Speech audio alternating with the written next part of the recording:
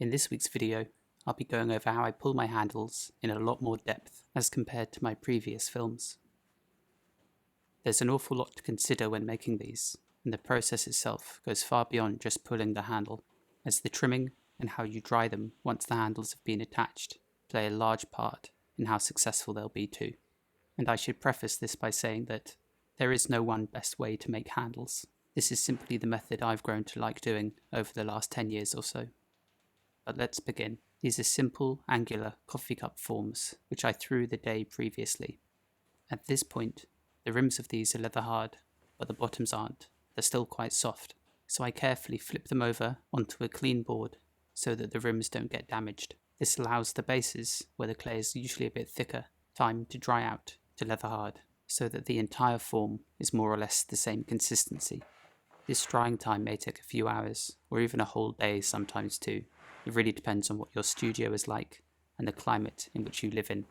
Obviously in the winter here, when everything's damp and cold, everything takes a lot longer to dry out, as compared to the summer, where I need to be really careful as to not let my pots dry out too quickly, as if they do, they can crack and warp, which is no good. I trim these cups atop a leather hard chuck, like this. I think I prefer leather hard chucks as compared to bisque fired chucks, as they tend to stick to your pot somewhat, which helps to hold them in place. I've had this one now for almost a year, and it's still more or less leather hard. I just make sure that I spray it with water after each use, and then wrap it up tightly with plastic when I'm not using it. I then place one of these 200-gram cups over top, tap center it into place, and push it down firmly.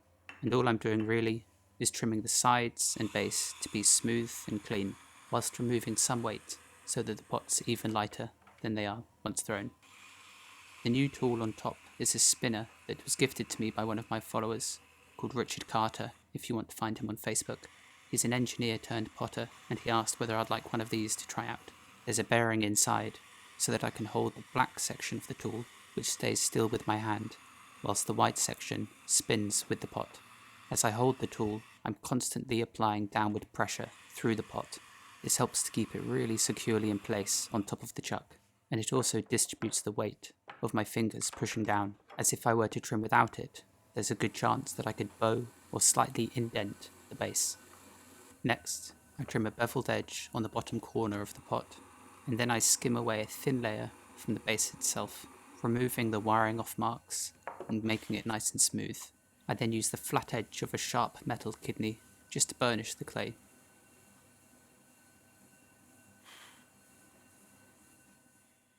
And finally, I stamp it with my maker's mark. The process of trimming these often reveals clay underneath that's a little bit softer, so before I attach the handles, I'll again let them dry out for a while, as the dryness of the cup when you attach the handles is probably one of the most important parts of this entire process. If you get it wrong, you'll either distort the cup or a crack will develop around the handle. Here's what I mean, and it might be quite difficult to see, but this cup here is slightly too soft for handles to be attached to. There's just a bit too much give when I squeeze the rim gently, whereas this piece, with the same pressure applied to the rim, deforms a lot less, so I'd say this is more or less acceptable. The other thing we don't want is any section of the pot that's slightly bone dry, as attaching a handle to a section of the mug that's already bone dry is more or less going to crack, guaranteed. And here's a third mug, which I'll just give a little squeeze to check, and basically, as I'm pulling handles and working my way through all the cups, I'll always choose the ones that are the driest to pull first, and if I come across one that feels a little bit softer, I'll just leave it to the end. Here's a cross section of the cup, just to give you an idea of just how thin they are. Of course, this level of finesse means I do need to work more carefully, so if your pots are thicker or chunkier, the process becomes easier, really, as the act of attaching the handle and pulling it from the pot will do less potential damage to the piece itself. Whereas with these thin pots, if I make one mistake, the pot is usually ruined. But like most things with ceramics, it's generally just a case of trial and error and figuring out what works best for you. Anyhow, let's get started with the handles themselves. For these, I use clay that's more or less the same consistency that I would use for throwing. Nothing too soft, and definitely nothing too firm either. I take the block of clay and give it a quick wedge, just to ensure that there are no air bubbles inside. as discovering one in the handle that you're pulling can be a real pain, as it often deforms it. Once the mass of clay has been wedged up, I begin to roll it into a long, tapering shape, which is more or less round in cross-section, but it doesn't need to be perfect. When pulling, I'll hold it by this top end, and I'll slowly pull out the length of clay longer and longer, so it can help almost to dig in a sort of groove around the top here, which will allow you to grip onto it more easily. If you are just starting out too, I'd recommend using slightly smaller lumps of clay. Now for the tools themselves that I use for pulling handles, other than my hands of course. First there's the big basin of water, then there's this slip here, which I use to help make the initial join of the handle onto the mug. Then all I use is a serrated kidney and a knife for the occasional cleanup, but generally speaking I don't use that all too much. The kidney itself is just used to score the area where the handle will be joined onto the mug. So, let's begin. I take the block of clay and I wet it. I grasp near the top, right where my hand is. I squeeze and I drag down throughout the entire length of clay. Once a rough oval cross-section has been made, I then begin to pull more directly on either side. With my hand shaped like this, I do a pull on one side and then the other. But usually, when I'm doing this at speed, I'll do a few pulls on one side and then a few more on the other, and so on. The entire time too, I'm keeping the length of clay wet, as if my hand or the length of clay dry out, one will stick to the other, and when that occurs, there's a very good chance that you'll rip the entire length of clay away from the block on top. Pulling quickly helps, as if you travel too slowly, the length of clay tends to dry out more quickly. Each pull is almost entirely consistent too. From the moment I squeeze at the top and pull all the way to the base, I don't hesitate or change the amount of pressure I use. My movements are always consistent. I then take this long length of clay and lay it out bit by bit, snipping them off against the sharp edge of this wooden board. This gives me a nice flat area which I'll be able to pat into a flare later on before I attach them to the mug. But essentially, I just lay them side by side and try to get the length of each one to be more or less identical. In reality, as these are going to be pulled again, it doesn't matter if the shapes are a bit off by a few millimeters here and there, as generally I prefer to pull these to be a little bit bigger than what I need anyway, as I like to have more material to work with as compared to too little. Once the first batch of handle blanks have been pulled, I'll go back to the same block I was using and I'll continue to pull it even more, although this time it is a bit easier, as the block of clay already has the sort of tapering form I want. In theory, you could use an extruder to do this process, but then that means you have an extruder that needs to be cleaned each time you do this. The other advantage of pulling blanks like this is that it's incredibly easy to alternate the shape as you need it. So say I'm pulling handles for some larger jugs, mugs, and some espresso cups. I'm not constantly having to change the die plate in the extruder. I can just pull some handle blanks that are a bit bigger and then some that are a bit smaller without changing anything.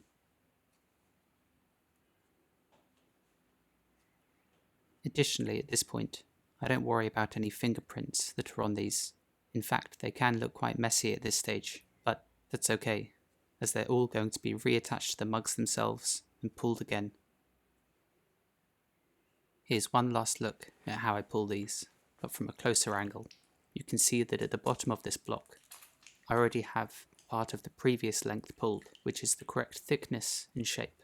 It acts as quite a useful guide, as I can simply pull the clay above it until it matches the shape exactly of the end piece. It's for this reason when I'm pulling that I don't always snip the very last blank away from the length of clay. Instead, I leave it on the block of clay as a reference, so that I know which thickness to pull to when it comes to doing it again. And while I am pulling quickly, I never try to pull too much clay downward at once. Rather, I pull the clay down bit by bit. Once I finally have enough, and if I'm doing lots, I'll stack all the handle blanks on top of each other. This prevents the absorbent wood underneath from drawing out too much moisture from the clay itself, as once these are all pulled, they're more or less the perfect condition to attach to the mugs. I don't like them to dry out too much, as they're actually much easier to attach and blend into the mug when they're still quite soft. So when I'm stacking them like this, I don't mind if there are fingerprints on them, as like I mentioned previously, I'll be attaching these and pulling them again, But what I don't want to do when handling them is indent them too much, as any actual indents or deeper marks can create issues later on. On hot days, once these are all stacked up, I'll even wrap them up in plastic and spray them occasionally with water too, again, just to keep them from drying out too much. You may not think it's that noticeable, but I can definitely tell when my handles are becoming too dry to pull, as generally the nice flowing shape that I'm aiming for begins to be a little bit harder to achieve, whereas when the clay is nice and soft, it tends to flow quite naturally, producing the curves that I want. This is a stack from another day, and when I don't have so many to do, I may not wrap them in plastic, as I know I'll be able to finish them quite quickly. They can get a little stuck together sometimes, but as long as you remove them carefully, you shouldn't have any issues. Next, we can finally move on to actually attaching the handle planks. I start by scoring a small area, about 1.5 centimeters below the rim. Then I dab some slip onto this area quite liberally. This acts as glue, if you will, and it'll create a softer area where the handle will join more easily onto. I then carefully place my mug down onto an area that's free of any dust or burrs of clay, as they'll embed into the base, ruining my careful trimming. Next comes the shaping of the handle blank itself. I take it carefully in one hand, holding it in such a way that I don't indent any of the length. Then, with my right hand, I use my index finger to tap out one end, which creates a flare of clay, like you can see here. This provides material which I'll easily be able to blend into the mug, which means I'll be able to make a nice strong join. You can see here just how much material I have to work with, whereas if I were to turn it around the other way, you can see just how little material I have, and if I were to try and blend it in like this, I'd end up taking too much from the handle itself, and thus creating a weak join at the top, which is why the flare of clay is so useful. Now it's time to finally attach the blank. I place one hand inside, and with the other on the outside, I push the handle blank quite firmly into the scored and slipped area.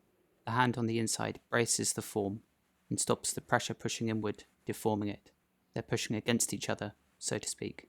Once firmly attached, I'll carefully push in some of the clay around the edge just to hold it in place securely, and then afterwards it's time to do the final pulling and shaping. But you can see from this just how firmly it's attached. I'll show this from another angle too, as there's another important factor to attaching the handle at this point, which is when I push the handle blank on, I'm pushing from the back of the length. I never squeeze it directly, as that might deform it too much, so instead I push it and wiggle it almost into the cup, and you'll know when it's firmly attached when you see this slip being pushed out from the join. I then take the flared out end and I blend it into the cup, the whole time being careful as not to take too much material from the length of clay itself. I drag a finger over top to smooth out this section, and then carefully just make my way all the way around until it's nice and even and blended really smoothly into the cup. I then use a wetted finger just to go over the join to soften and smooth any of the smeared clay marks that might be left. And now the length is finally ready to be pulled into its finished shape, and while this might have felt like it's taken a long time to get to this point, in reality, the entire process of attaching and pulling a handle takes no more than a minute or so. I'm a lot more careful when pulling this time, and although my movements might look quite quick, my actual touch is quite delicate. Again, I'm pulling either side of the length so that it keeps a nice oval form. I then use the tip of my thumb to pull in 3 grooves into the back of the handle. This helps to thin it out even more, and it also creates 3 grooves that will eventually be able to catch the glaze quite nicely.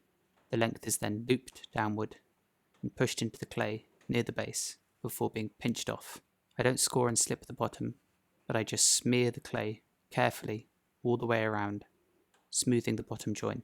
I want it to look as if it's just flowed back into the cup from the top, and eventually, once fired, it'll look even more natural, as the glaze will soften over many of these little parts and fill the line that's just above this bottom join. Again, I use a wetted finger just to clean up this area and to soften over any marks left from when I smeared in the clay either side. I don't know if you can see this, but there's a slight whitening on the inside here and just on the rim. This is where the pot is just about turning bone dry, and I don't want this, so if I do happen to notice it at this point, I just give the pot a light spray with water before placing it aside, finished. And this is how the cups look, freshly handled. You can see just how much softer the handle is as compared to the mug's body, and this isn't a problem, as long as you dry them out slowly.